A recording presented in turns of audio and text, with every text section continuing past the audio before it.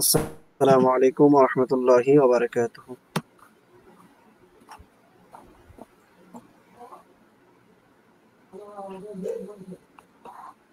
ওয়ালাইকুম আসসালাম রহমতুল্লাহি ওয়া ওয়ালাইকুম সালাম রহমতুল্লাহি ওয়া বারাকাতুহু।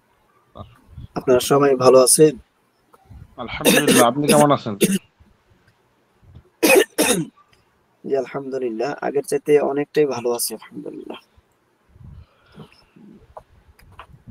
আজকে 11 দিন হলো অপারেশন হইল। 11 দিন হয়েছে। গত মঙ্গলবারে ছিল আর কি, মঙ্গলবার রাত্রে অপারেশন হয়েছিল।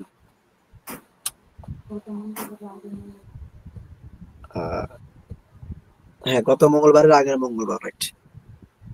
আচ্ছা, যাই হোক,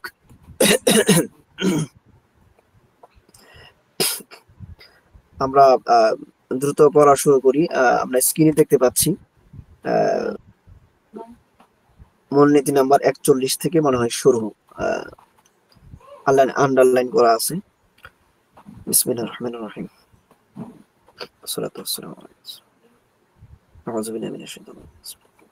জি, 41 নম্বর মূলনীতি থেকে আমরা শুরু করছি। আমি সাবলীল ভাষায় কথা বলছি, অতিরিক্ত জোরে কথা বলতে পারবো না। অতিরিক্ত জোরে কথা বললে হয়তো একটু খারাপ লাগতে পারে। আচ্ছা, আল ইকরারু হুজ্জাতুন ইয়ালজামু ফি হাক্কিল মুকিররি কাকাদাইল কাদি। অর্থাৎ আমরা যে একটা কথা আছে যে স্বীকারোক্তি এমন একটা প্রমাণ যা স্বীকারোক্তি যিনি দাতার ক্ষেত্রে কাজীর সিদ্ধান্তের নেই আবশ্যক।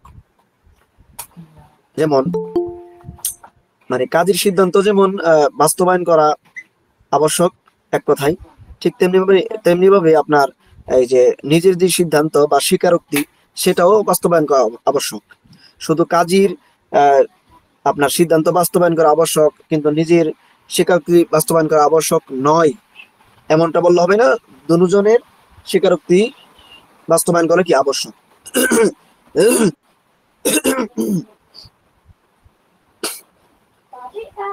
42 আল ইকরারুর রাজুলি বাদা মা আনকারা সহিহ।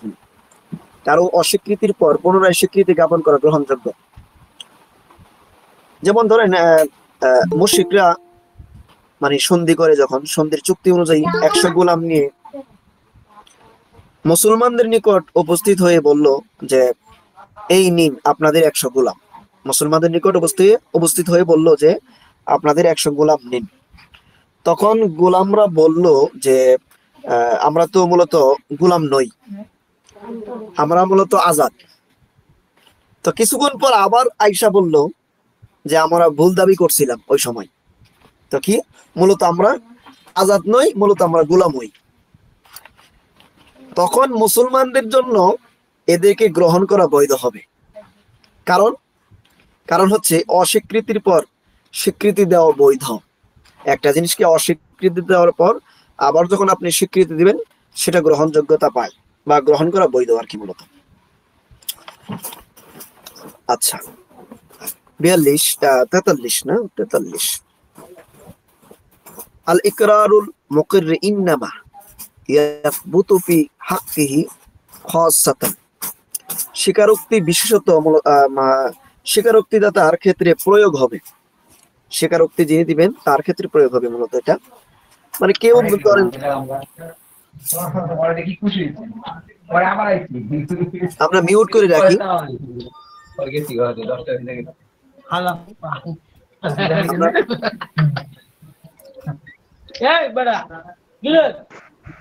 ভাই এটা ক্লাস চলতেছে, ভাই মিউট করে রাখি।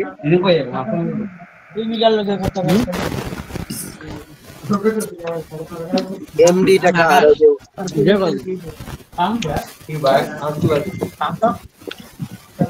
ক্লাসের ম্যানার যদি ঠিক না রাখেন তাহলে কিভাবে হবে ভাই? ওস্তাদ জি, আপনি সতর্ক বার্তা দিয়ে দেন। আমাকে কি শুনতে পাচ্ছেন? আপনারা যদি মিউট না করেন তাহলে কিভাবে হবে বলেন? একজনের জন্য সকলের ক্লাসগুলি নষ্ট হচ্ছে, সময় ব্যয় হচ্ছে। আচ্ছা আমি অসুস্থ, আমি একজন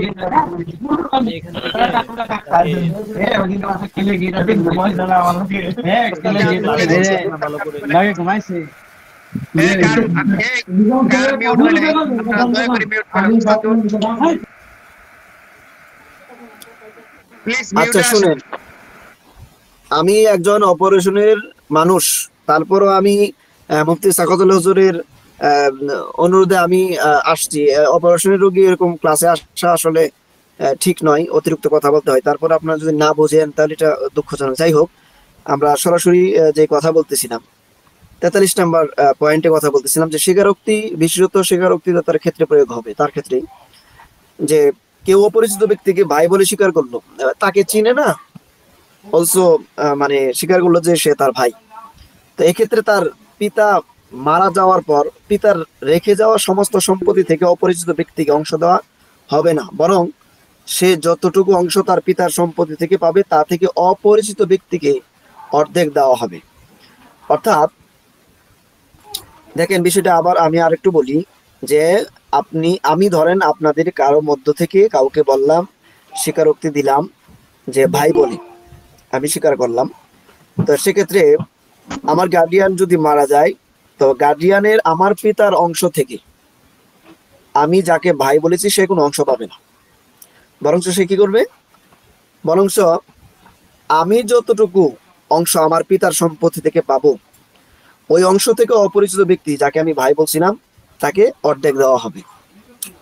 কেননা কারণ হচ্ছে স্বীকারোক্তি নিজের ব্যাপারেই কার্যকর হবে, অন্যের উপর নয়। কারণ স্বীকারোক্তি ভাই বলে স্বীকারোক্তি তো আমি দিয়েছি, আমার বাবা তো সন্তান হিসেবে স্বীকারোক্তি দেয় নাই। বিষয়টা হচ্ছে এরকম। আচ্ছা, ইকরারুল মুকরাহি বাতিলুন, যে জোরপূর্বক, অর্থাৎ জোর জবরদস্তি যেটা আর কি, জোরপূর্বক স্বীকারোক্তি গ্রহণযোগ্য নয়। তো সেটা আমরা সকলে কম বেশি জানি যে জোরপূর্বক কারো থেকে যদি আপনার তার স্ত্রীকে তালাকের ব্যাপারে স্বীকারোক্তি নেওয়া হয় তো সেটা কার্যকর হবে না। আপনি যদি জোর কইরা যে কোনো বিষয় আপনি জবান দিয়ে বের করেন, এটা সাধারণত আমরা জানি সেটা স্বীকারোক্তি হিসেবে বিবেচিত হবে না, বা এটা গ্রহণযোগ্য হবে না মূলত আর কি। কারণ কি, স্বীকারোক্তি এক প্রকার খবর, স্বীকারোক্তিটা এক প্রকার খবর, আমরা মুখে যা একটা খবর দিই বা একটা কথা বলি, এটা খবর। কিন্তু জোরপূর্বক তালাক দেওয়ানো হলে তা কার্যকর হবে। জোরপূর্বক তালাক যদি দেওয়ানো হয় তাহলে সেটা কার্যকর হবে, কেননা এটি ইনসা। এরকম আর অনেক বিষয় আছে, কিছু কিছু বিষয় আছে আপনি জোরপূর্বক বলা হোক আর যেভাবে বলা হোক সেটা কার্যকর হয়ে যায়। এটা অনেক বিস্তারিত আলোচনার বিষয়। তারপরে হচ্ছে কোথায় আসছিলাম, 45 না, আকবরুর রাই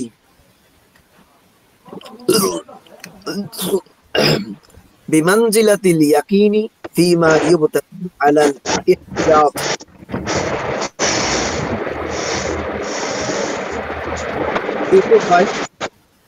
ইউসুফ ভাই মিউট করি। আচ্ছা, যে দেখেন সতর্কতাকারী নির্ভর বিষয়ের ক্ষেত্রে প্রবল ধারণা নিশ্চয়তার সমকক্ষ। ধরেন এক্সাম্পল, যদি আপনার মনে হয় যে আমি পানি পাবো এমন একটা প্রবল একটা ধারণা হয় আপনার মধ্যে, তাহলে মানে সে ওই সময় আপনি কি করতে পারবেন না, পর্যাপ্ত পানির অপেক্ষা করবেন যতক্ষণ না নামাজ কাজা হওয়ার ভয় হয়। যদি আপনার প্রবল ধারণা হয় যে আমি একটু খোঁজাখুঁজি করলে হয়তো বা পানি পাওয়ার সম্ভাবনা আছে, এমন একটা ধীরতা মানে ধীর ধারণা হয় বা প্রবল ধারণা হয় যেটাকে আমরা বলি, তখন আপনি নামাজ কাজা হয়ে যাওয়ার আগ পর্যন্ত, যে না আরো সময় আছে অনেক, নামাজটা কাজা হবে না, কিছুক্ষণ আমি দেখতে পারি, পানি খোঁজাখুঁজি করতে পারি। যেমনটি ধরেন আপনি নিশ্চিত পানি পাওয়ার আকাঙ্ক্ষী ব্যক্তি করে থাকে, অর্থাৎ ধরেন আপনার সামনে একটা পানির অবস্থান আছে বা পানি মজুদ আছে, আপনি কনফার্ম আপনি উজু করতে পারবেন, আপনার জানা আছে কারণ পানি আছে। ঠিক তদ্রুপ কনফার্ম থাকা যে কথা, আপনি প্রবল ধারণাটাও কি এই কনফার্ম থাকার মতোই কি হবে, গ্রহণযোগ্যতা পাবে বা একটা মূল্যায়ন পাবে আর কি মূলত। এখন দেখেন আপনার যদি আবার এটার ভিন্ন বিষয়টা হয়, যেমন আকীদাগত কোনো বিষয়ে হয়, এটা তো আমলিগত বিষয়ে গেছে। যদি আকীদাগত কোনো বিষয়ে প্রবল ধারণার হয়, তো তো সেক্ষেত্রে কিন্তু আপনার ধারণা দিয়ে আকীদা হয় না। তো প্রবল ধারণার কোনো গ্রহণযোগ্যতা আকীদার ক্ষেত্রে হবে না। আকীদার ক্ষেত্রে সুস্পষ্ট থাকতে হবে, সেখানে ধারণা টারণা দিয়া কোনো কাজ হবে না, শুধু আমলের ক্ষেত্রে সেটা গ্রহণযোগ্য হবে। আচ্ছা, 46 আকবারুর রাই ফিমা লা ইউমকিনুল উকুফু আলা হাকীকাতিন বিমানজিলাতিল হাকীকাহ। অর্থাৎ বাস্তবতা জানা যায় না এমন বিষয়ের ক্ষেত্রে প্রবল ধারণা বাস্তবতার সমকক্ষ। যেমন আপনি ধরেন রাতের অন্ধকারে কোনো ব্যক্তিকে ঘরে ঢুকতে দেখলেন, যদি তার ভাবভঙ্গি দেখে প্রবল ধারণা হয় সে চোর কিংবা ডাকাত, তাহলে তাকে হত্যা করা কিংবা তার দিকে তীর নিক্ষেপ করা, মানে কোনো কিছু ঢিল মারা আপনার জন্য জায়েজ। কারণ আপনার প্রবল ধারণা, আপনি সকল দিক বিবেচনা করে বুঝতে পারছেন যে এই লোকটা নিশ্চিত চোর হতে পারে, নয়তোবা এরকম ভাবে ঘরের ভিতরে ঢোকার কথা না। আর যদি মনে করেন চোর কিংবা ডাকাত হওয়ার প্রবল ধারণা আপনার না হয়, তাহলে তাকে হত্যা করার সুযোগ নাই। বরং আপনি এতটুকু করতে পারেন, অনুমতি ছাড়া ঘরে প্রবেশের জন্য শাস্তি দিতে পারেন, যে আসলে সে চোর না, অন্য কারণে বিনা অনুমতিতে আপনার ঘরে প্রবেশ করে ফেলছে। তখন বিনা অনুমতিতে প্রবেশ করার কারণে তাকে আপনি শাসাইতে পারেন, বা যে কোনো একটা শাস্তিমূলক, অর্থাৎ যাতে হার্ডলি যে কোনো একটা পদক্ষেপ গ্রহণ করতে পারে নেক্সট টাইম, যাতে এরকম বিনা অনুমতিতে আপনার ঘরে প্রবেশ না করে। আচ্ছা, তো 47 আক্তারু মা ওস্তাদ ইউখাফু। জি, জি জি জি। এর আগের কি ডেট বলে দিলে ভালো হতো। কায়দা নাম্বার 44 ইকরারুল মুকাররম বাতিলুল। আচ্ছা, জোরপূর্বক স্বীকারোক্তি গ্রহণযোগ্য নয়। ইকরারুল মুকরাহিল বাতিল, জোরপূর্বক স্বীকারোক্তি, যেটা আর কি, ধরেন এক্সাম্পল, মানে জি, তালাকের ব্যাপারটা যে উদাহরণ দিয়েছিলেন। জি জি জি জি, বলছিলেন যে ধরেন, জি জি বলেন। বলেন আপনি বলেন কি বলেন। আমি বলছিলাম যে জোরপূর্বক কারো থেকে তার স্ত্রীকে তালাকের ব্যাপারে স্বীকারোক্তি নিলে সেটা জি কার্যকর জি হবে না। জি জি বুঝতে একটা পারছি ওস্তাদ। হচ্ছে একটা হচ্ছে দেখেন, আমি আরো সূক্ষ্মভাবে বলি, আপনার জন্য ভালো হবে, একটু মনোযোগ প্লিজ। জি জি আমি জি বুঝতে পারছি কেন, বুঝতে না পারার কারণ আছে, আমি এখন বুঝতে পারলাম। আপনার প্রশ্ন করবেন, না বুঝলে প্রশ্ন হলে আমারও ভালো লাগবে। একটা হচ্ছে বুঝবেন, একটা দুইটা বিষয় এখানে। একটা হচ্ছে জোরপূর্বক কারো থেকে তালাকের ব্যাপারে স্বীকারোক্তি নেওয়া, আর একটা হচ্ছে জোরপূর্বক তালাক দেওয়ানো, দুইটা ভিন্ন বিষয়, বুঝতে পারছেন? জি ওস্তাদ জি বুঝতে পারছি। আচ্ছা জাযাকাল্লাহ। আচ্ছা, তারপরে আমরা 47-এ যাই। 47-এ মনে হয় বলে ফেলছি নাকি? না, না 47 আকতারু নেই। মা ইউখাফু লা ইয়াকুনু, মানে যে বিষয়ে ভয় করা হয় অধিকাংশ ক্ষেত্রে তা হয় না মূলত। যেমন সেনাবাহিনী, আমরা বিভিন্ন বাহিনী আছে, কমান্ডার সেনাবাহিনীকে বিভিন্ন মোর্চায় নিযুক্ত করে অনেক সময়। তো নিযুক্ত করলে কোনো মোর্চার সৈনিক এই বলে নিজের অবস্থান ছাড়তে পারবে না যে আমাদের এখানে তো শত্রুর ভয় নাই, ওই পাশের মোর্চায় আক্রমণের ভয় আছে। তা কেউ এই বলে রোজা ছাড়তে পারবে না যে রোজা রাখলে অসুস্থ হয়ে যাওয়ার ভয় আছে। আমি একটু বলে নিলাম, এখন ব্যাখ্যাটা বলি। দেখেন, যে বিষয়ে ভয় করা হয় অধিকাংশ ক্ষেত্রে তা হয় না। যে কোনো কমান্ডার সেনাবাহিনীকে আপনি যদি বলে যে বিভিন্ন মোর্চায় নিযুক্ত করলে, কোনো মোর্চার সৈনিক একটা তথ্য দিল যে যে আপনার আহ, এই জায়গা থেকে সে অন্য জায়গায় যাইতে চাচ্ছে, মূলত তার উদ্দেশ্য হচ্ছে যে আমি এই জায়গাতে থাকবো না, অন্য জায়গায় চলে যাব। তখন সে বললো যে এখানে তো আসলে কোনোখানে চোর ভয় নাই, ওই মোর্চায় ওই তাঁবুর মধ্যে ভয় আছে, ওইখানে আমরা চলে যাব। না, এমনটা করতে পারবে না।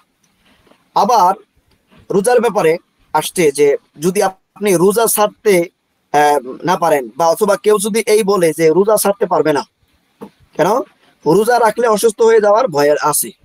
এখন আপনি অসুস্থ হয়ে যাওয়ার ভয় কইরা আপনি রোজা ছাড়তে পারবেন না, কারণ আপনি যতক্ষণ পর্যন্ত অসুস্থ না হবেন, আপনার উযর না থাকবে, ততক্ষণ পর্যন্ত আপনি রোজার উপরে বলবৎ থাকতে হবে বা রোজা রাখতে হবে। এটা হচ্ছে আইন। এখন রোজা রাখার আগে যদি বলেন আমি রোজা রাখলে তো আমার অসুস্থ হয়ে যাবো, তাহলে এটা ব্যাখ্যা বা এটা গ্রহণযোগ্য লাভ করবে না, বা বৈধ না, এটা এক কথাই। 48 আল আমরু ইযা দাকা ইত্তাসা ওয়া ইযা ইত্তাসা দাকা, যে কোনো একটা কাজ যদি কঠিন হয়ে যায় বা কোনো কাজ কঠিন হয়ে গেলে তার সহজলভ্যতা চাই বা সহজতা চাই, অথবা সহজ হয়ে গেলে সেটা কাঠিন্যতা চায়। যে কিভাবে, যেমন ধরেন ক্ষুধার তাড়নায়, মানে ক্ষুধার তাড়নায় যদি কেউ ছটফট করে, ক্ষুধার তাড়নায় ছটফট করতে থাকলে মৃত পানি খাওয়াও তার জন্য বৈধ হয়ে যায়, এটা একটা অবস্থা। কিন্তু সংকট চলে গেলে, অর্থাৎ আপনার এই সমস্যাটা চলে গেলে মৃত প্রাণীর হুকুম আপন অবস্থায় কিন্তু আবার ফিরে আসে। মূলত এটাই বোঝাচ্ছে যে আপনি একদম মারা যাবেন কনফার্ম, আর কোনোভাবেই বাঁচার সুযোগ নাই, ঠিক ওই মুহূর্তে মৃত প্রাণী আপনি শুধু বাঁচার জন্য, অর্থাৎ যতটুকু পরিমাণ ভক্ষণ করলে আপনি বেঁচে থাকতে পারবেন ঠিক ততটুকু পরিমাণ খেতে পারবেন, এর বেশি খেতে পারবেন না। আছে না যে আমি না পেট ভরপুর আমি কন্টিনিউয়াসলি খেতে থাকলাম, এটা না। যখন আপনার এই অবস্থাটা চলে যাবে, অর্থাৎ মারা যাবেন না এমন একটা অবস্থা হয়ে যাবে, তখন আপনার জন্য ঠিকই আগের অবস্থায় চলে আসবে, আপনি মৃত পানি আপনার জন্য হারাম হয়ে যাবে। 49, আল আমরু লিল উজুবি মা লাম তাকুন করিনাতুন খিলাফাতুন, যে বিপরীত কোনো নিদর্শন না থাকলে আদেশ কোনো কিছু ওয়াজিব করার জন্যই হয়। মূলত যে স্বাভাবিকভাবে যখন কোরআন হাদিসের কোথাও আমর তথা মানে আদেশ সূচক যে শব্দ ব্যবহৃত হয়, তখন তা ওয়াজিব প্রমাণ করার জন্যই কিন্তু আসে, আমরা সকলেই জানি। তো মূলত এরকম যদি হয় বা কোরআনুল কারিমে বা কোন নসে এরকম যদি পাই যে মূলত আদেশ সূচক হিসেবে আসছে, তখন সেটা ওয়াজিবই থাকে। আল আমরু বিত তাসাররুফি ফি মিলকিল গায়রি বাতিল, অন্যের সম্পদে হস্তক্ষেপের আদেশ অকার্যকর। মানে অন্যের সম্পদে হস্তক্ষেপকারী জরিমানা প্রদান করবে, অন্যের সম্পদে আপনি হস্তক্ষেপ করতে পারবেন না, কারণ সম্পদ এখানে মানে নীতিমালাই দেওয়া আছে যে অন্যের সম্পদ, যেহেতু আমার সম্পদ না অন্যের সম্পদ, এটা যে কোনো ভাবে অন্যের সম্পদে হস্তক্ষেপ, কোনো জোর জবরদস্তি করা, অন্যায়ভাবে সেটাকে আত্মসাৎ করা, যে কোনো কারণে হোক আপনি হস্তক্ষেপ করতে পারবেন না। তার সম্পদ সে যেভাবে ইচ্ছে হালাল পথে সে ব্যয় করতে পারবে। মূলত 51, আল উমুরু বিমাকাসিদিহা, এটা সবাই জানেন, সুন্দর একটা কায়দা, যে মূলত কাজকর্মের হুকুম আবর্তিত হয় তার উদ্দেশ্যের উপর ভিত্তি করিয়া। ধরে মুসলিম দেশের নিদর্শন হিসেবে মুর্দার উপর আল্লাহর নাম অঙ্কিত যদি করে, মাকরুহ হবে না, কিন্তু অবমাননার উদ্দেশ্য হলে তা মাকরুহ হবে। ধরেন আমরা জানি আরেকটা উসুল আমরা জানি যে বুখারীর প্রথম হাদিস যেটা ইন্নামাল আমালু বিন্নিয়াহ, আমরা 1 নাম্বার এই কিতাবের কওয়াইদুল ফিকহের 1 নাম্বার কায়দায় যেটা পড়েছিলাম যে সকল কিছু কিন্তু নিয়তের উপর নির্ভরশীল। এখন যদি মুসলিম কান্ট্রির মধ্যে কোনো একটা বিষয়, কাবা ঘরের ছবি অথবা মদিনাতুল মুনাওয়ারার ছবি, কোনো একটা ছবি অঙ্কন করা হয় বা নিদর্শন হিসেবে মুর্দার উপরে বা কোনো কিছুর উপরে আপনার স্থাপন করা হয়, এখন যদি কোনো কারণে এরকম উদ্দেশ্য হয় যে অবমাননা করা, তখন সেটা কি হবে, আপনার এই নাজায়েজ হবে। হ্যাঁ, যদি সেটা নিদর্শন হিসেবে রাখে সেটা ভিন্ন বিষয়, তখন আর মাকরুহ হবে না। আচ্ছা, 52, উমুরুল মুসলিমিনা আলা সাদাদি হাত্তা ইয়াজহারা গায়রুহু, ব্যতিক্রম কিছু প্রকাশ না হলে আপনার কি বলে মুসলমানদের কাজকর্ম সঠিক বলেই গণ্য হবে। মানে কেউ একটি দিরহাম ও একটি দিনার, 2 দিরহাম ও 2 দিনারের বিনিময়ে বিক্রি যদি করে তা বৈধ হবে। আর তা এভাবে যে 1 দিনারের মূল্য ধরা হবে 2 দিরহাম এবং 1 দিরহামের মূল্য ধরা হবে 2 দিনার। এটা হচ্ছে আপনার যেহেতু এই যুগটা এখন আর নাই, মানে দিরহাম দিনার ওই যুগটা এখন আর নাই, সেহেতু এটা গুরুত্বপূর্ণ মনে করছি না। তারপরে জাস্ট আমরা পড়ে নিলাম আর কি, যে দিরহাম এবং দিনার এটা বিক্রির আরেকটা নীতিমালার সামনে আসতে পারে, আমরা পড়েছিলাম আমাদের সময়, সেটা সামনে বিস্তারিত ওইটার সাথে আমরা বিস্তারিত ব্যাখ্যা করব ইনশাআল্লাহ। 53, আল ইনসানু মিন কওমি আবিহি, যে মানুষ তার পিতার বংশের মাধ্যমে পরিচিত হবে, এটা সবাই জানি, ভালো করেই জানি, যে এই জন্য আব্বাসী খলিফাগণের অধিকাংশ খলিফার মা বাদী হওয়া সত্ত্বেও তারা আব্বাসী বলে গণ্য হন, এটা কম বেশি সবাই জানি আমরা।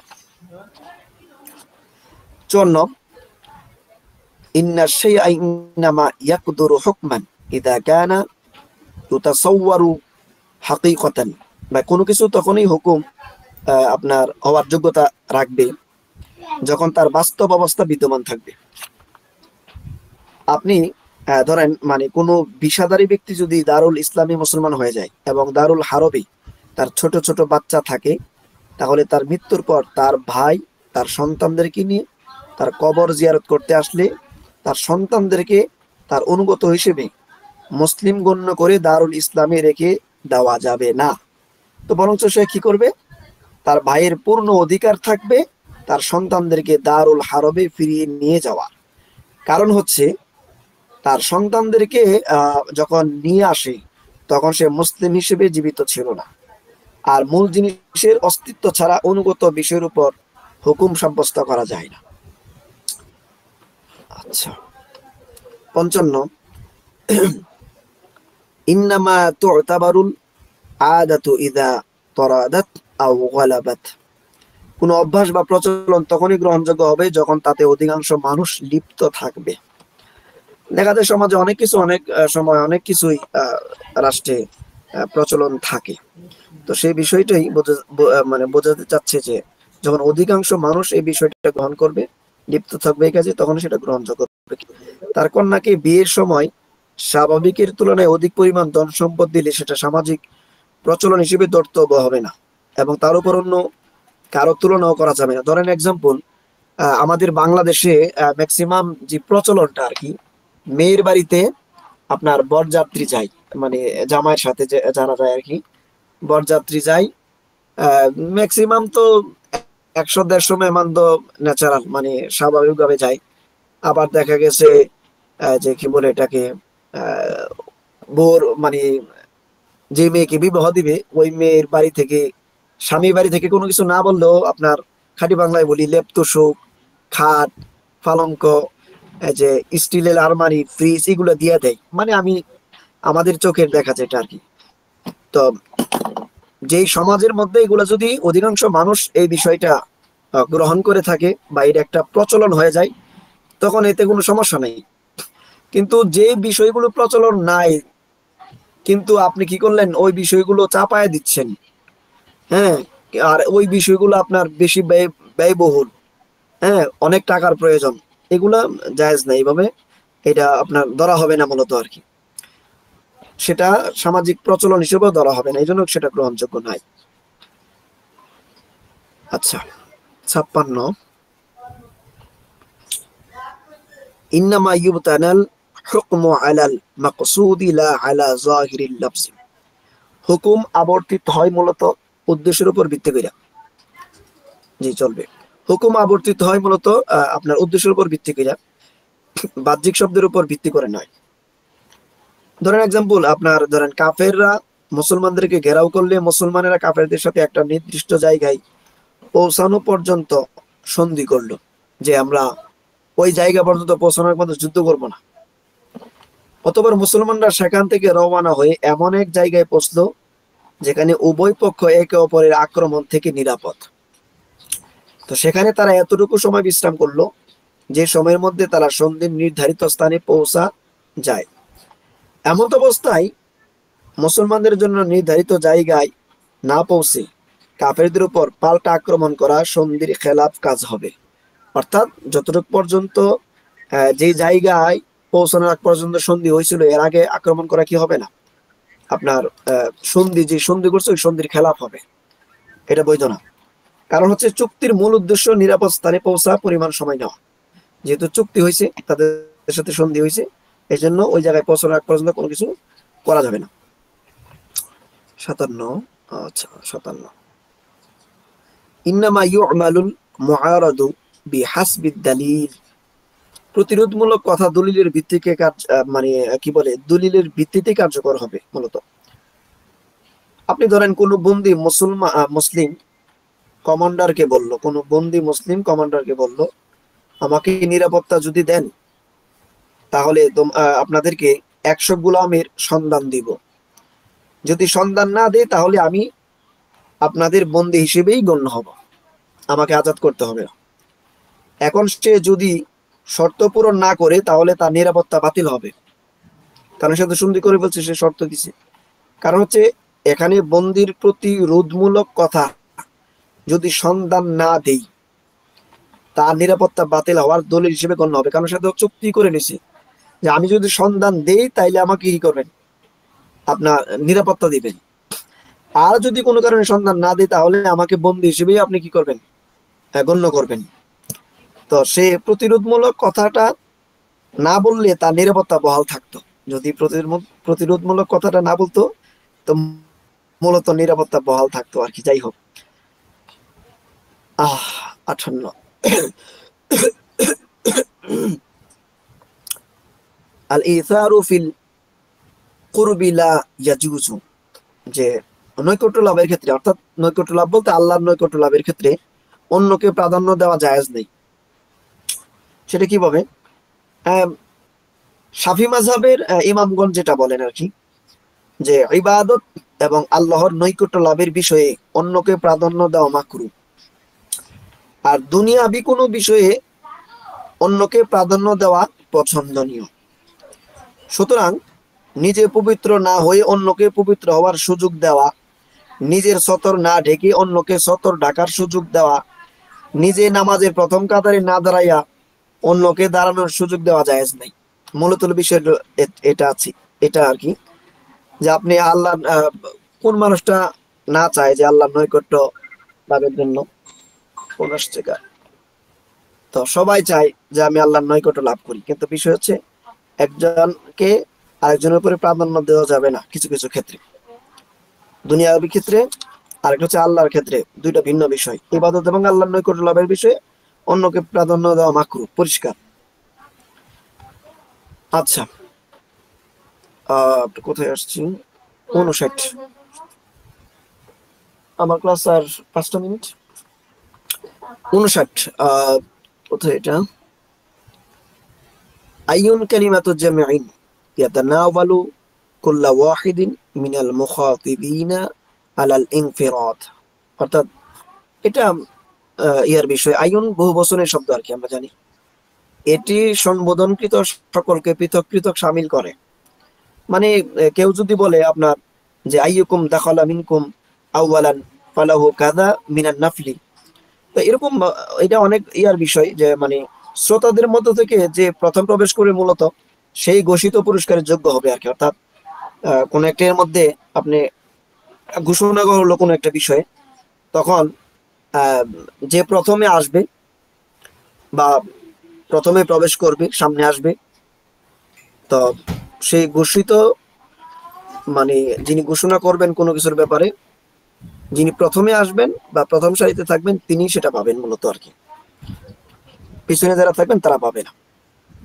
আমরা 60 পর্যন্ত পড়বো, এরপরে গেলে আমার বসাটা একটু কষ্টকর হয়ে যাবে। 60 পর্যন্ত পড়লেও প্রায় 19টা মনে পড়ানো হবে আর কি। আচ্ছা, আল আইমানু মাবনিয়াতুন আলাল আলফাজ, যে শব্দমালার উপর ভিত্তি করে কসম সংগঠিত হয়, এটা সবাই ভালো করে জানি।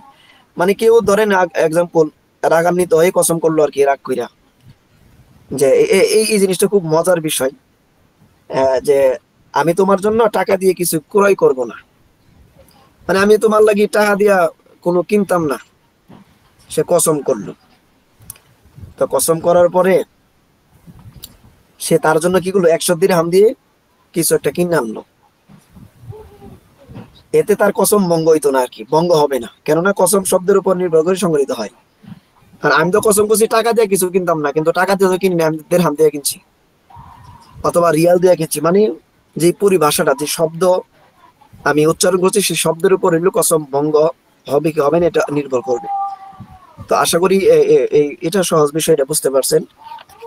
আজকে 60 পর্যন্তই থাক, মানে আমার এর উপরে গেলে একটু কষ্ট হয়ে যাবে, বসতে একটু সমস্যা হচ্ছে, অনেকক্ষণ বসা। আমি সকলের কাছে দোয়া চাই। আবার 1 মাস পরে আবার ভিতরে 5 রেখে আসছে, তো ওইটা আবার 1 মাস পরে বের করতে দিব, মানে জ্বালা শেষ নাই আর কি। তো সবাই ভালো থাকবেন। মুফতি সাকাতুল্লাহ হুজুর আছেন মনে হয়, আমি বিদায় নিচ্ছি এখানে। মুফতি সাকাতুল্লাহ হুজুর আছেন?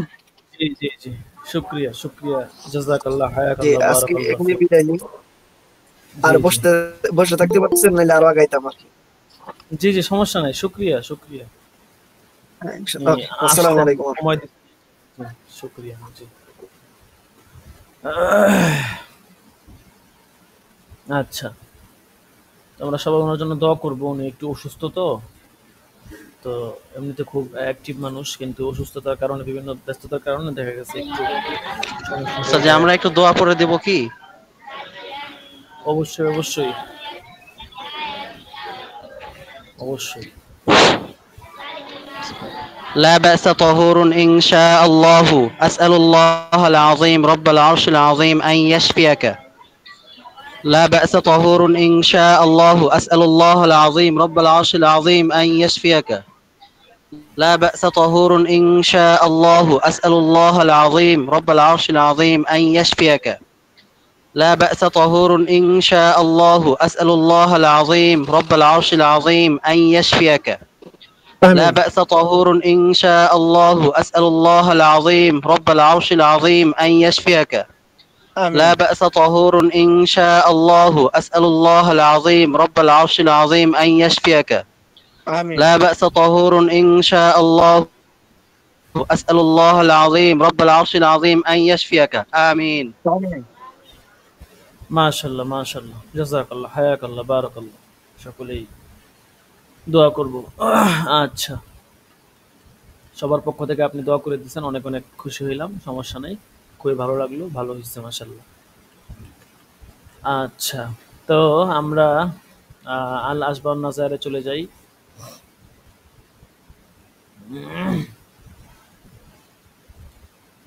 আমাদের হাতে যেহেতু সময় কম, তো খুব বেশি করে পড়তে হবে। পরীক্ষাও কদিন পরে পরীক্ষা হবে। আর আমাদের তো মনে করেন অনলাইনে, তো দেখা গেছে আমাদের তো আর স্পেশাল ছুটির প্রয়োজন হয় না। অবশ্যই একটা দুইটা ক্লাস মিস হইতে পারে কুরবানিকে কেন্দ্র করে, যদি আপনারা পরামর্শ দেন। সেটা হচ্ছে, যেহেতু শনিবার দিন ঈদ ঈদ হবে, তো আমাদের ক্লাসও হয় শনিবার দিন। আমি ক্লাস মিস দেওয়ার পক্ষে না। আপনারা যদি বলেন, আমি ক্লাস করাইতে একদম পুরাদমে প্রস্তুত আছি। আপনারা যদি অধিকাংশ বা বলেন আর কি, যে আপনারা রাজি থাকলে এটা পরে ভেবে চিন্তে জানায়েন, সমস্যা নাই। তাড়াহুড়ার প্রয়োজন নাই। আজকে তো শনিবার, বুধবার দিন জানাতে পারবেন, সমস্যা নাই। ঠিক আছে, সমস্যা নেই। বাকি আপনারা প্রস্তুত থাকলে আমরাও ইনশাল্লাহ ক্লাস করাবো। আর যদি আপনারা ছুটি চান, সেই ক্ষেত্রে আর কি হয়তো আমরা একটু ছুটি দিতে পারি আর কি, এক দুইটা ক্লাস। আচ্ছা, যাই হোক, তো আমরা আজকে আহ, এখান থেকে পড়বো আর কি 7টা ফোনের ব্যাপারে আমরা পড়তেছিলাম, যে আল আসবাউন নাজার কিতাবটা মূলত আপনার 7টা ফোনকে কেন্দ্র করে। তো সেই ফোনগুলো কি কি, এই বিষয়গুলো নিয়ে মূলত আমরা আর কি আলোচনা করব।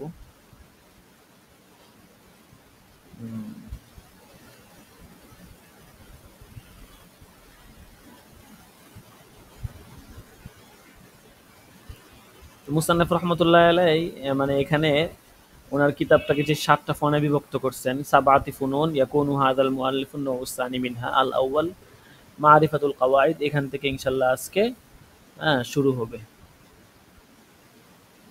আচ্ছা, দেখেন তো প্রথম ফোন বলতেছে মারিফাতুল কাওয়াইদিল্লাতি।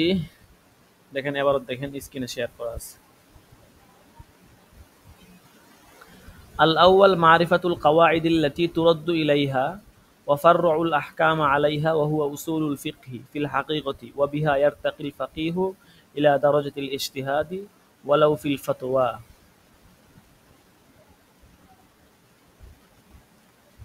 الأول প্রথম কায়দা বলতেছে, প্রথম ফোন মারিফাতুল কাওয়াইদিল্লাতি, এমন কাওয়ায়েদ সম্পর্কে জানা, আল্লাতি তুরদ্দু ইলাইহা, যেগুলোর দিকে তার শাখা প্রশাখাগুলো প্রত্যাবর্তিত হয়।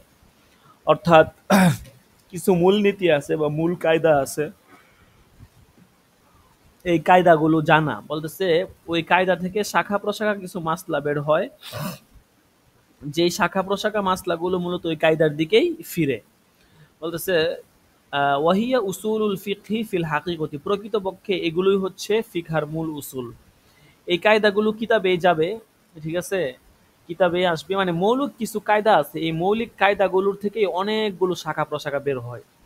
ঠিক আছে, বলতেছে এই কায়দাগুলোই হচ্ছে ফিকার মূল হাকিকত বা উসুল। ঠিক আছে, ওয়াবিহা ইয়ারতাকিল ফাকিহু ইলা দারাজাতিল ইজতিহাদি ওয়ালাউ ফিল ফাতওয়া।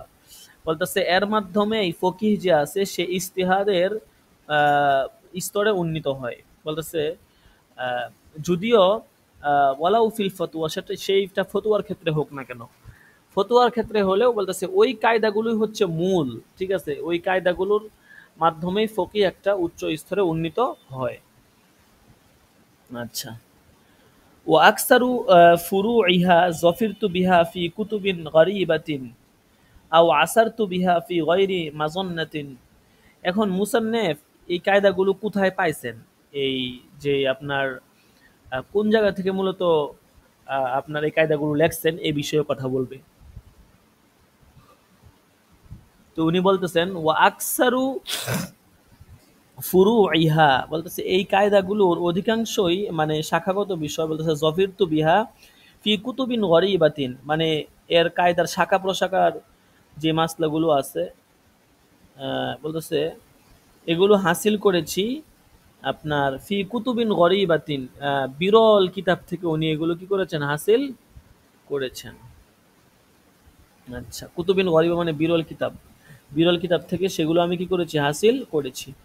আও আসারতু বিহা ফি গায়রি মাযান্নাতিন, অথবা আমি এমন স্থান থেকে এগুলো সংগ্রহ করেছি গায়রি মাযান্না, যেখানে সেগুলো থাকার কথা নয়, অর্থাৎ মানে আসারতু বিহা সেগুলো আমি অর্জন করেছি বা পেয়েছি ফি গায়রি মাযান্না, এমন স্থান থেকে যেটা ধারণার বাহিরে, অর্থাৎ এমন স্থান থেকে সেগুলো পেয়েছি যেটা যেখানে সেগুলো থাকার কথা না।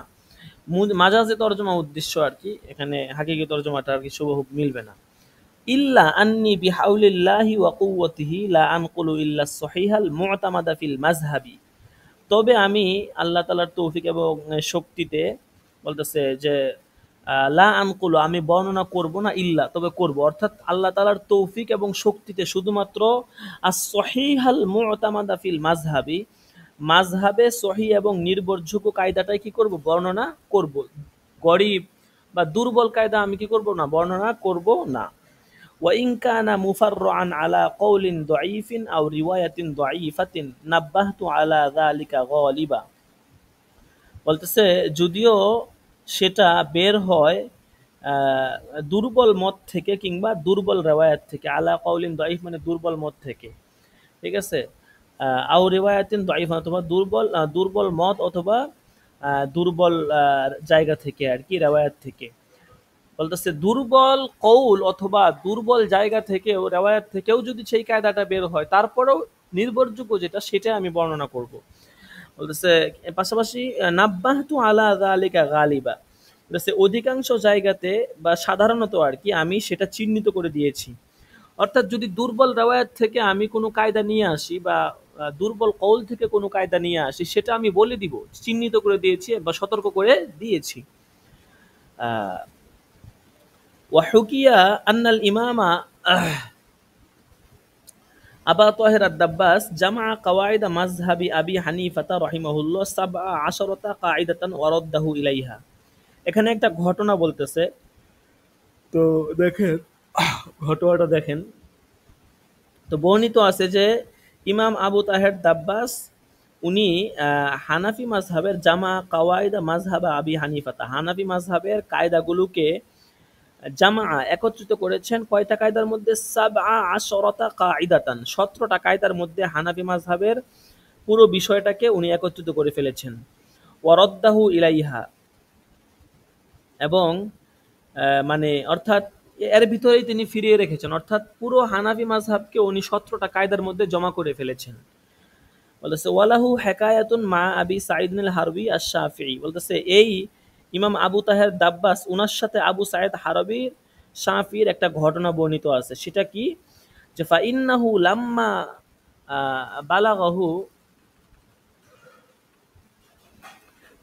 বালাগাহু যালিকা সাফার ইলাইহি ওয়া কানা আবু তাহের দরিরান।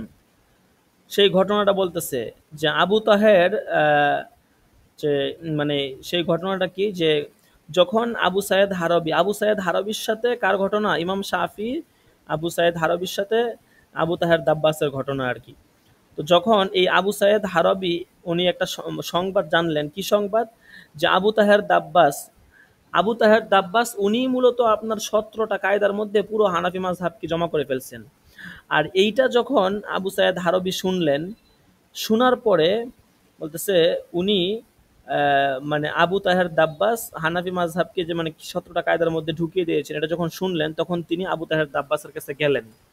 এই ঘটনাটা কে শুনছে? মানে যখন এই আপনার আবু সাইদ হারবি শাফি আর কি, শাফি মাযহাবের লোক, তো উনি যখন এটা শুনলেন যে আপনার আহ, এই আবু তাহের দাব্বাস উনি হানাফি মাযহাবকে 17টা কায়দার মধ্যে জমা করে ফেলছেন, তখন এই আবু সাইদ হারবি শাফি উনি তার কাছে গেলেন। ওয়াকানা আবু তাহের দরির, আর এই যে আবু তাহের দাব্বাস 17টা কায়দার মধ্যে হানাফি মাযহাবকে একত্রিত করছেন, এই আবু তাহের ছিলেন অন্ধ, অন্ধ মানুষ ছিলেন। ইউকাররিরু কুল্লা লাইলাতিন তিলকাল কাওয়াইদা বিমাসজিদিহি, তিনি প্রত্যেকদিন ওই কায়দাগুলো তার মসজিদে তাকরার করতেন, নিজে নিজে পড়তেন। বাদা আইয়াখরুজান নাসু মিনহু, মসজিদ থেকে লোকেরা বের হওয়ার পর, মসজিদ থেকে লোকেরা বের হওয়ার পর প্রত্যেকটা দিন তিনি ওই কায়দাগুলো, প্রত্যেকদিন রাত্রে তিনি ওই কায়দাগুলো কি করতেন, নিজে নিজে পাঠ করতেন যেন ভুলে না যান। তো এই আবু সাইদ হারবি যখন উনি গেলেন ওখানে, যাওয়ার পরে দেখেন ঘটনা বলতেছে যে ফালতাফাল হারবিয়ু বিহাসিরিন, তো আবু তাহের হারাবি উনি আবু সাইদ হারবি আর কি, আবু সাইদ হারবি উনি একটা চাটাইয়ের ভিতরে লুকিয়ে গেলেন, ঠিক আছে। অখরজান নাসু ও আগলাকা আবু তাহের আল বাব, লোকেরা বের হয়ে গেল, তো আবু তাহের যে আছে আবু তাহের দাব্বাস উনি দরজা লাগাইয়া দিলেন। ওয়া সারদা মিনহা সাবা, তো উনি 17টা কায়দা নিজে নিজে পাঠ করতেছিলেন, তাকরার করলেন আর কি, সারদা তাকরার করা। ফাহাসলাত লিল হারবিয়্যি সাআলাতুন, তখন ওই যে আবু সাইদ হারবি আছে যে আসছিল তার কাছে আবু তাহের দাব্বাসের কাছে, তো তার কি হইলো আপনার একটা সাআলা মানে হচ্ছে কাশ, কাশি আসলো। ফাআহাসসা বিহা আবু তাহের, এতে করে আবু তাহের দাব্বাস যে আছে সে বুঝে বিষয়টা বুঝে ফেললো যে এখানে কেউ লুকায়া আছে। ফাদরবাহু, তখন সে এই আবু তাহের দাব্বাস সে আবু সাইদ হারাবিকে মাইর দিল, ঠিক আছে, আঘাত করছে আর কি। ওয়া আখরাজাহু মিনাল মাসজিদ, এই বেটা তুমি এখান থেকে কায়দা মায়দা শিখতে আসছো বেটা, আমার কাছে না জেনে বেটা তুমি পাকনামি করো, পিটায় পিটায় মসজিদ থেকে বের করে দিছে, আসলেই মারছে। সুম্মালাম ইউকাররিরহা ফিহি বাদা যালিকা, তারপর তিনি আর কখনোই ওই কায়দাগুলো নিজে তাকরার করেন নাই। ফারাজা আল হারবি ইলা আসহাবিহি, তখন এই হারাবি আবু সাইদ হারাবি সে তার শাগরেদদের কাছে গেছে এবং সেগুলো পড়ে শোনাইছে।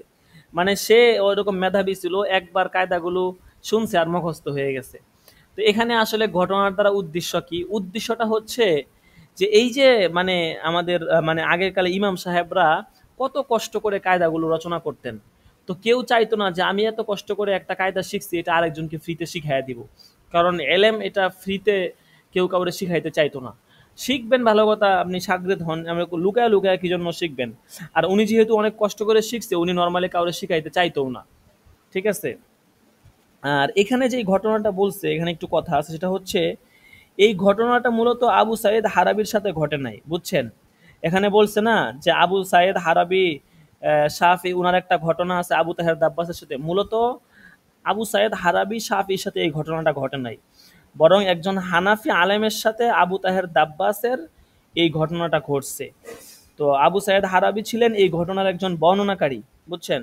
আল্লামা জালালউদ্দিন সুয়ুতি তার কিতাব যেটা মানে আসবান নাজায়ের, এটার মধ্যে উনি একটা কিতাব লিখছিলেন জালালউদ্দিন সুয়ুতি, জালাল ইঞ্জিন লিখছেন, ওনার কিতাব আছে একটা আসবান নাজায়ের, ওইটার মধ্যে, এবং আল্লামা ইবনুল হুমাম ফাতুল কাদিরের মধ্যে উনি এই বিষয়টা স্পষ্ট করে বলছেন যে এই ঘটনাটা আবু তাহের দাব্বাস হানাফি মাযহাবের ইমাম এবং আবু সাইদ হারবি যিনি শাফি মাযহাবের, যে এই ঘটনাটা এই কিতাবে মুসান্নেফ বলছেন মূলত আবু সাইদ হারাবির সাথে এই ঘটনাটা ঘটে নাই।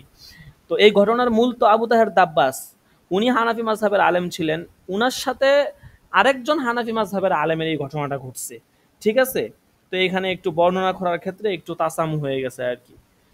তো এই হচ্ছে বিষয় আর কি। তো আপনারা বিষয়টা বুঝছেন কিনা, হ্যাঁ, বা ঘটনাটা বুঝছেন কিনা, বা কারো কোনো প্রশ্ন আছে কিনা বলতে পারেন। ঘটনা সম্পর্কে বুঝতে যদি কারো কোনো অসুবিধা হয় বা কারো কোনো মানে প্রশ্ন থাকে এ সম্পর্কে আমাকে বলতে পারেন নির্দ্বিধায়, আমি ইনশাল্লাহ ঘটনাটা আবার বলার চেষ্টা করব।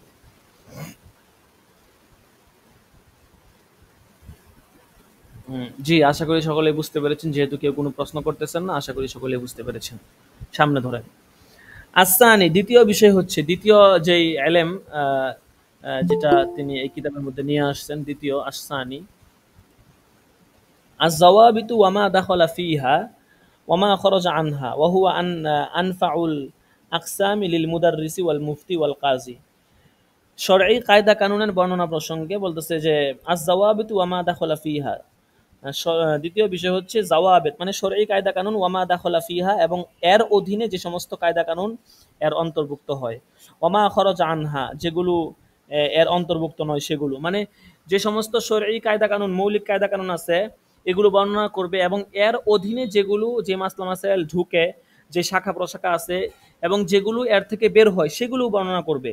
ওয়াহুয়া আনফাউল আকসামি বলতেছে এগুলো অনেক উপকারী প্রকারভেদ বা উপকারী বিষয় কারদের জন্য, লিল মুদাররিসি মুদাররিসের জন্য, ওয়ালিল মুফতি মুফতির জন্য, ওয়াল কাজী কাজী সাহেবের জন্য।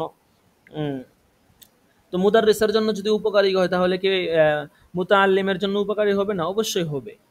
ফাইন্না বাযুল মুআল্লিফিনা ইয়াযকুরু যাবিতাহু ওয়া ইস্তাসনি মিনহু আশিয়াআ, বলতেছে ফাইন্না বাযুল মুআল্লিফিনা, কেননা কিছু সংকলক বা মুআল্লিফ ওনারা কায়দা বর্ণনা করেন, ওয়াস্তাসনি মিনহু আশিয়া এবং তার কিছু জুজইয়াতকে তারা মুস্তাসনা করে দেন। মানে ওনারা তো কায়দা বর্ণনা করেন কিন্তু প্রয়োজনীয় কিছু জুজইয়াত থাকে, যেই জুজইয়াতগুলো ওনারা বর্ণনা করেন না, ওনারা এগুলো ছেড়ে দেন। ফাআযকুরু ফিহা, আমি সেগুলো কি করব? উল্লেখ করে দিব ওই মুস্তাসনাত বিষয়গুলো। আন্নি জিদতু আলাইহি আশিয়া উখারা, আমি সেগুলোর পাশাপাশি কিছু অতিরিক্ত বিষয়কে বৃদ্ধি করব।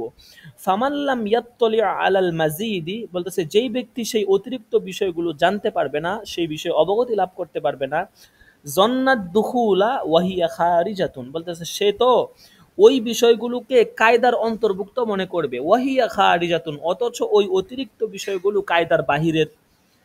তো কায়দার বাহিরের কিছু বিষয় আছে যেগুলো প্রয়োজনীয়, সেই বিষয়গুলো আমি উল্লেখ করে দিব।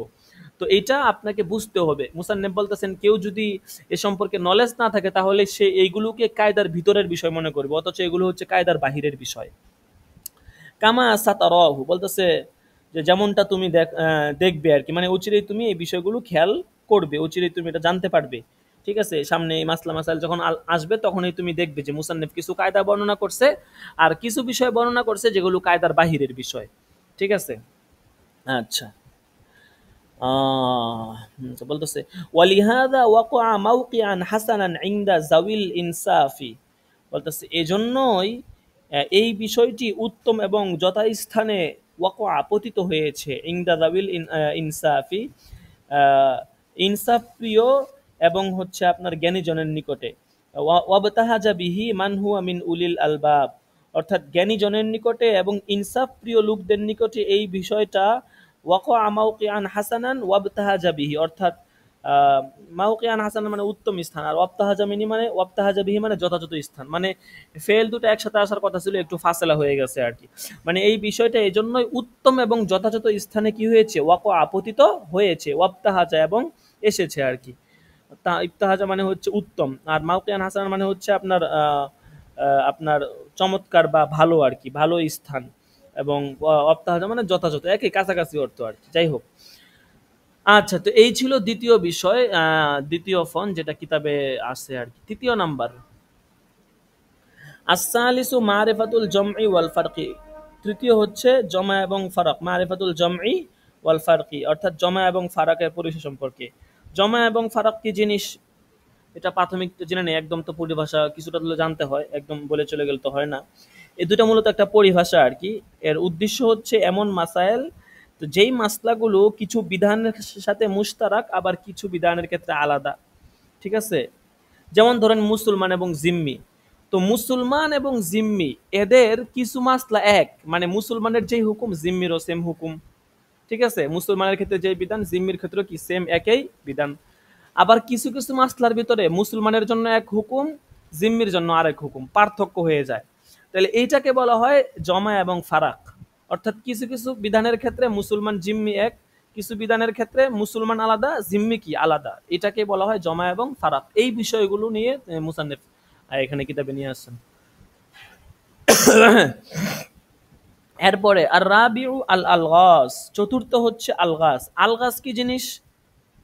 আলগাস বলা হয় এমন কথাকে যেই কথা বলে সেই কথার বাহ্যিক বা জাহিরি অর্থ উদ্দেশ্য হয় না, বরং অন্যকে পরীক্ষা করার উদ্দেশ্যে বাহ্যিক যেই অর্থটা আছে সেটাকে বা জাহিরি অর্থকে গোপন করা হয় এবং বাতিনি অর্থ উদ্দেশ্য নেওয়া হয়।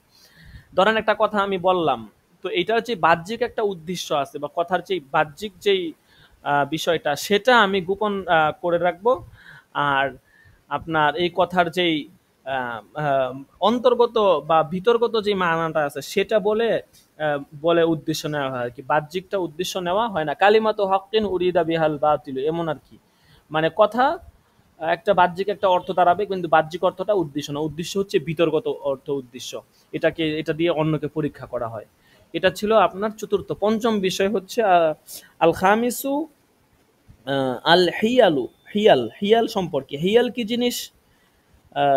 হিয়াল বলা হয়, আল্লামা আইনি রহমতুল্লাহ আলাইহি বলেছেন, মা ইউতাওয়াসসালু বিহি ইলাল মাকসুদ বিতরিকিন খাফিয়িন মুবাহিন। হিয়াল মানে হচ্ছে হিলাতুনের বহুবচন, হিয়াল মানে কৌশল আর কি। কৌশল মানে বলতেছে মা ইউতাওয়াসসালু, এমন কৌশল যে কৌশলের মাধ্যমে ইউতাওয়াসসালু বিহি ইলাল মাকসুদ, মাকসুদে পৌঁছা হয়, বিতরিকিন খাফিয়িন মুবাহিন, বৈধ সূক্ষ্ম পদ্ধতিতে।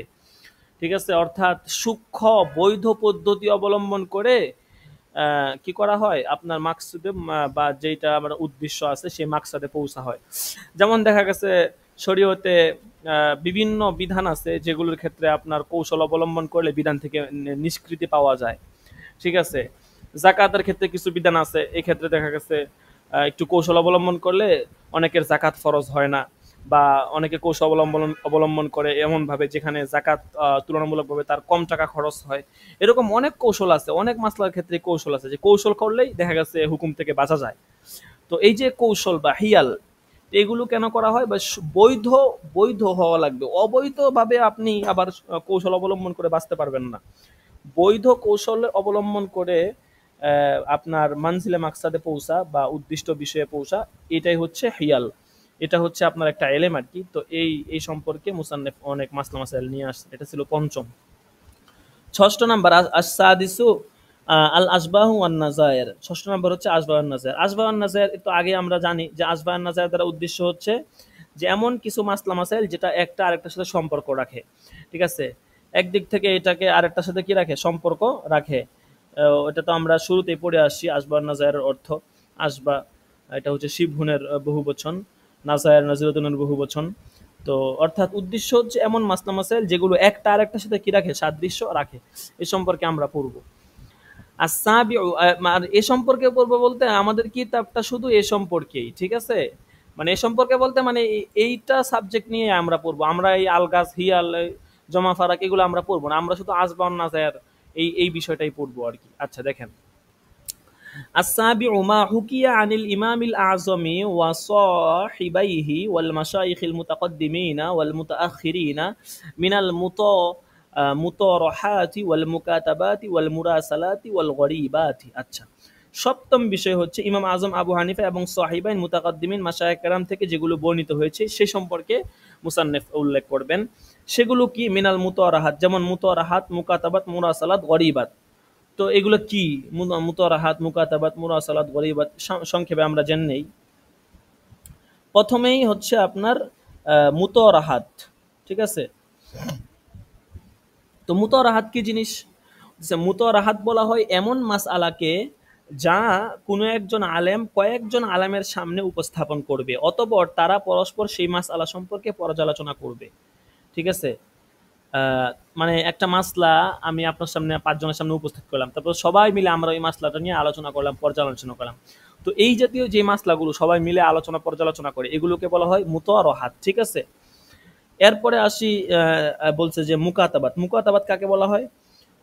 মুকাতাবাত বলা হয় এমন বিষয়াদি যা দুই ব্যক্তির মাঝে লিখিত আকারে থাকে। আমি আপনাকে লিখিত বলছি, আপনি আমাকে লিখিত দিচ্ছেন, অর্থাৎ লিখিত আকারে যে মাসলা মাসাইলগুলো আদান প্রদান হয় সেগুলোকে বলা হয় মুকাতাবাত। এরপরে আসি মুরাসালাত। মুরাসালাত কি জিনিস? মুরাসালাত হচ্ছে এমন মাসআলা যা কোনো একজন আলেম অন্য আলেমের নিকট প্রেরণ করে, চাই তা লেখার মাধ্যমে হোক কিংবা দূতের মাধ্যমে হোক। লেখার মাধ্যমে হোক অথবা দূতের মাধ্যমে মৌখিক কথাবার্তার মাধ্যমে হোক, এটাকে বলা হয় মুরাসালাত। মুরাসালাত আর মুকাতাবাতের মধ্যে কিন্তু পার্থক্য আছে। মুকাতাবাত শুধু লেখার সাথে খাস, একজন আর একজনের মধ্যে শুধু লেখার মাধ্যমে কি হয়, আলোচনা হয় বা সিদ্ধান্তে আসা হয়, এটা লেখার সাথে খাস। কিন্তু মুরাসালাতটা লেখার সাথে খাস না, লেখা হতে পারে, মুখেও হতে পারে। এরপরে হচ্ছে গরিবাত। গরিবাত কি জিনিস? গরিবাত মানে হচ্ছে এমন দুর্লভ এবং দুষ্প্রাপ্য মাসআলা যেগুলো খুব বেশি উল্লেখ করা হয় না বা এগুলো অত বেশি আসে না, এরকম দুর্লভ দুষ্প্রাপ্য মাসআলাকে বলা হয় গরিবাত। ঠিক আছে? আচ্ছা, 10টা 39 বাজে, সমস্যা না, আরেকটু পড়তে পারি। আরেকটু পড়তে পারি, কি বলেন? আরেকটু পড়ি। দেখেন, وأرجو من كرم الله الفتاح أن هذا الكتاب إذا تم بحول الله وقوته يصير نزهة للناظرين ومرجعا للمدرسين ومطلبا للمحققين ومعتمدا للقضاة والمفتين وغنيمة للمحسلين وكشفا للكرب الملهوفين। আপনারা এবারত মানে যদি কঠিন মনে হয়, আপনার ভিডিও তো সংরক্ষণ করা আছে, সমস্ত ভিডিও ইনশাল্লাহ আছে, শুধুমাত্র 2 নাম্বার দরসের ভিডিওটা না, এছাড়া আজকে পর্যন্ত সমস্ত দরসের ভিডিও আছে। 2 নাম্বার দরসেরটা থাকতো, ভুল ক্রমে আর কি কেটে গেছে, মানে দেখা গেছে আপনার সংরক্ষণের আগেই ডিলিট দিছি, তো যার কারণে এটা ভিডিওটা সংরক্ষণ করতে পারি নাই। এছাড়া সবগুলো দরসের ভিডিও আছে। কাজেই কারো কোথাও সমস্যা হলে ইউটিউব থেকে আপনারা শুনতে পারবেন, প্রয়োজনে আমরা তো সবসময় ক্লাসে আসি, আমাদেরকে জিজ্ঞেস করবেন, কোনো সমস্যা নেই। দেখেন, ওয়ারজু মিন কারমিল্লাহিল ফাত্তাহ, আল্লাহ তাআলার কাছে আমি আশা করতেছি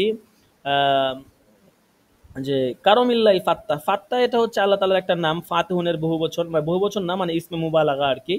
আল্লাহ তাআলার নাম সমূহ থেকে একটা ফাত্তাহ। ফাত্তাহ মানে হচ্ছে যিনি অধিক পরিমাণে খুলে দেন, মানে বান্দাদের জন্য তিনি যেহেতু রহমত এবং রিজিকের দরজা খুলে দেন, এজন্য আল্লাহ তাআলার একটা নাম ফাত্তাহ। তো মিন কারমিল্লাহ, এমন আল্লাহ, অর্থাৎ যিনি হচ্ছে বান্দাদের জন্য রহমতের দরজা খুলে দেন, রিজিকের দরজা খুলে দেন, তার অনুগ্রহ আমি আশা করছি। আশার মাধ্যমে আমি আশা করে বলছি যে আন্না হাদাল কিতাব, এই কিতাবটা ইদা তাম্মা, যখন পরিপূর্ণতা লাভ করবে, বিহাউলিল্লাহি, আল্লাহ তাআলার শক্তি, ওয়া কুওয়াতিহি, আল্লাহ তাআলার তৌফিক এবং শক্তির মাধ্যমে, তখন এই কিতাবটা কেমন হবে? ইয়াসিরু, এই কিতাবের সম্পর্কে খবর দিতেছে বা সিফাত বলতেছে, ইয়াসিরু নুজহাতান নাজরিন, তখন এটা দর্শকদের জন্য নুজহা হবে। নুজহা মানে হচ্ছে আপনার প্রশান্তির কারণ হবে আর কি, নুজহা। ঠিক আছে? তো এটা দর্শকদের জন্য প্রশান্তির কারণ হবে। ওয়া মারজিআন লিল মুদাররিসিন, মুদাররিসগণের জন্য এটা মারজা হবে। মারজা মানে হচ্ছে ওনারা এই কিতাবের দিকে প্রত্যাবর্তন করবে বা এই কিতাবের দিকে ফিরবে, ফিরে তারা অনেক মাসলা মাসাইল হল করবে। ওয়া মাতলাবান লিল মুহাক্কিকিন, মুহাক্কিকিনদের জন্য এটা মতলব হবে। মতলব মানে উদ্দেশ্য, তারা এই কিতাবকে মেইনলি রাখবে সব জায়গাতে। ওয়া মুতামাদান লিল কুযাতি ওয়াল মুফতিন, কাজী এবং মুফতিদের জন্য এটা নির্ভরতার একটা স্থান হবে, নির্ভরযোগ্য একটা স্থান হবে। ওয়া গনিমাতান লিল মুহাসসিলিনা, এবং শিক্ষার্থীদের জন্য এটা গনিমত স্বরূপ হবে। ওয়া কাশফান লিল কারবিল মালহুফিনা, এবং অস্থিরতা দূর করবে কাদের জন্য? লিল কারবিল মালহুফিন, লিকারবিল মালহুফিন। মালহুফ মানে হচ্ছে ইলমের ময়দানে বিচরণকারী আর কি। মালহুফ মানে হচ্ছে মালহুফ মানে হচ্ছে আপনার শাব্দিক অর্থ, মানে এখানে মাজলুম, মাজলুম এখানে উদ্দেশ্য না, এখানে উদ্দেশ্য যারা এলেমের ময়দানে বিচরণ করে তারা এখানে উদ্দেশ্য আর কি। অর্থাৎ এলেমের ময়দানে বিচরণকারীদের জন্য এটা মানে কার্বন মানে হচ্ছে পেরেশানি। এলেমের ময়দানে যারা বিচরণ করে এদের পেরেশানিকে কাশফুন দূর করবে এটা। কেন বলতেছে? হাযা, বলতেছে এই শাস্ত্র হাসিল করা এটা কেন, বলতেছে কেন এটা জরুরি? লিআন্নাল ফিকহা আউয়ালু ফুনুনি তালামা আসহারতু ফিহি উয়ুনি, যে এই শাস্ত্র হাসিল করার জন্য আমার চোখ জাগ্রত রাখা, মানে রাখার জামানাটা এটা খুব দীর্ঘ। তলা মানে দীর্ঘ হয়েছে, মা আসহারতু ফিহি উয়ুনি মানে আমার চোখে, উয়ুন মানে হচ্ছে কি আমার চোখে জাগ্রত রাখা। তো আমার চোখে জাগ্রত রাখার জামানাটা খুব দীর্ঘ। ওয়া আমালতু বাদানি ইমালাল জিদ্দি মা বাইনা বাসরি ওয়া ইয়াদি ওয়া জুনুনি, এবং আমি আমার সারা শরীরকে কাজে লাগিয়েছি। আমালতু মানে কাজে লাগিয়েছি, বাদানি মানে আমার শরীরকে, আমি আমার শরীরকে কাজে লাগিয়েছি। কেমন কাজে লাগাইছে?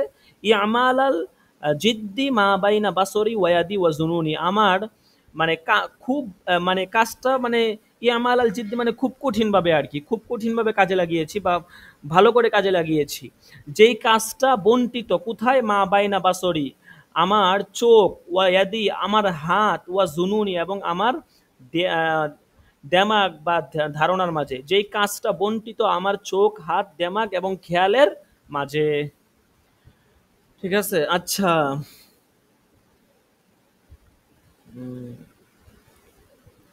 ওয়ালাম আজুল,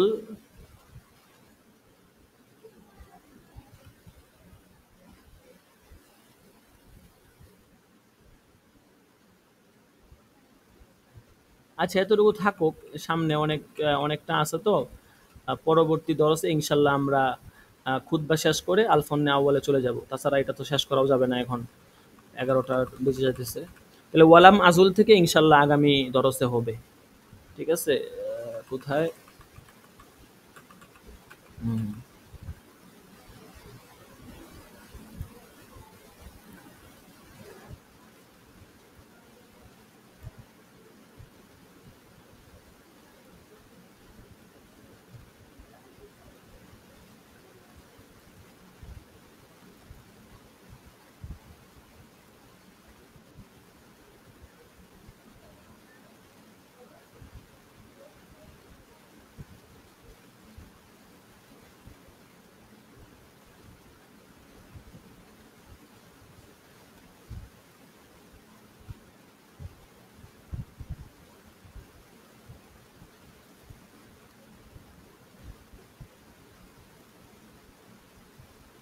আচ্ছা, তো এখান থেকে ইনশাল্লাহ আগামী দরসে হবে।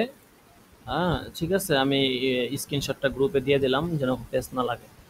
আচ্ছা, আমরা হাজিরা রাখবো, হাজিরা আমরা সকলে হাজিরা দিব। দেখতে দেখতে দেখবেন যে বছর শেষ হয়ে গেছে। ঠিক আছে,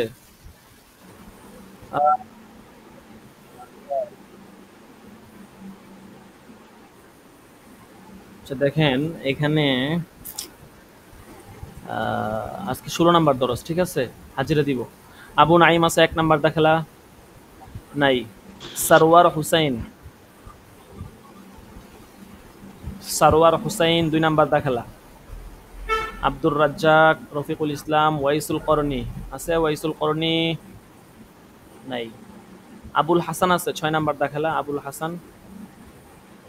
আশ্চর্য অবস্থা, লোকগুলা এত উদাসীন।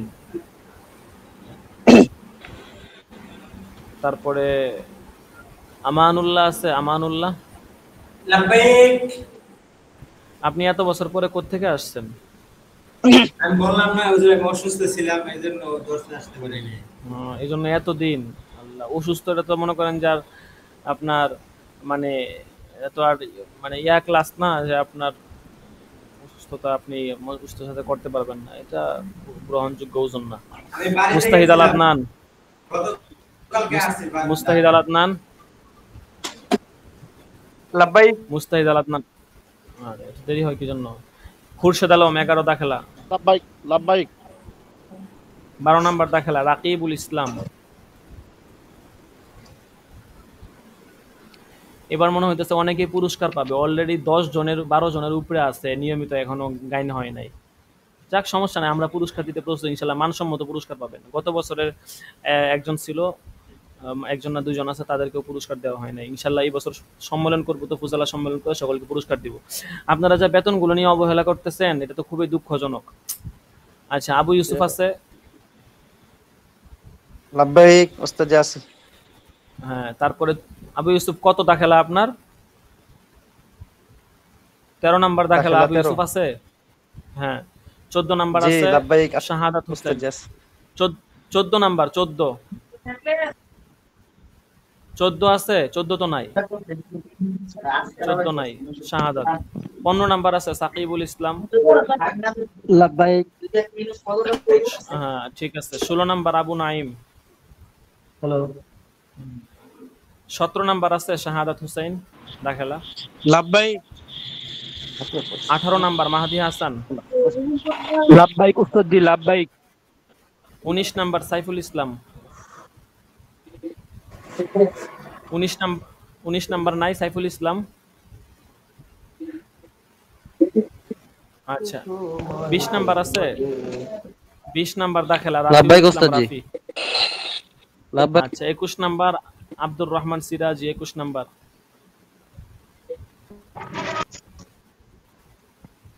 আব্দুর রহমান সিরাজি 21। আচ্ছা, আর নাই। আলী হুসাইন আছে? আলী হুসাইন 22 নাম্বার দেখালা। লাব্বাইক লাব্বাইক 23 লাব্বাইক উস্তাদ জি 23 আছি। নাম্বার দেখালা। ইরশাদুল্লাহ 23। লাব্বাইক লাব্বাইক উস্তাদ জি। 24 নাম্বার দেখালা মাসুম বিল্লাহ। লাব্বাইক 25 নাম্বার দেখালা আবু বকর সিদ্দিক। লাব্বাইক আচ্ছা, মাশাআল্লাহ। 26 নাই তারিফ। তারপরে 27 নাই আল আমিন। হাসানুজ্জামান আছে 28। হাসানুজ্জামান 28। হাসানুজ্জামান 28 নাই। 29 আল আমিন। ওয়াইসুল করনি 30। লাব্বাইক ওয়াইসুল, আপনি কোত্থেকে আসছেন এতদিন পরে? হ্যাঁ, ওয়াইসুল করনি এতদিন পরে কোত্থেকে আসছেন? ঠিক হইছে এতদিন মানুষ করতে থাকে। 31 দাখেলা তাসমিম মাহমুদ। 33 তুফাইল আহমদ। লাব্বাইক উস্তাদ জি। 34 নাম্বার আনোয়ার হোসেন। 36 নাম্বার আছে ইউসুফ মাহমুদ। জি লাব্বাইক উস্তাদ জি। আচ্ছা, ঠিক আছে। কারো গাইন পড়ে থাকলে বলতে পারেন।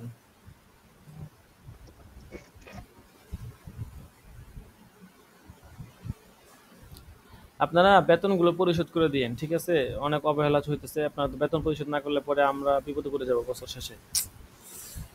আজকে মাস শেষে গেলে মাত্র দেখলাম যে 4-5 জন বেতন দিচ্ছে, মানে 3 ভাগের 1 ভাগও এখনো পরিশোধ করে নাই, সবাই বাকি। আচ্ছা, ঠিক আছে, জি সকলে উস্তাদ জি, ভালো ইনশাআল্লাহ থাকবেন। দিয়ে দেব উস্তাদ জি। সময় মতো সকলে চলে আসবো সোমবার দিন। আপনি আমার কাছে ফোন দিয়েছিলেন, আমি বলছিলাম যে আমি অসুস্থ। এখন আপনি সময় মতো সকলে চলে আসবো ইনশাআল্লাহ। ঠিক আছে, সকলে ভালো থাকবেন, ইনশাআল্লাহ। সুস্থ থাকবেন ইনশাআল্লাহ। পরবর্তী দরসে দেখা হবে, তো তখন পর্যন্ত আল্লাহ হাফেজ। আসসালামু আলাইকুম ওয়া রাহমাতুল্লাহি ওয়া বারাকাতুহু। ওয়া আলাইকুম আসসালাম ওয়া রাহমাতুল্লাহ।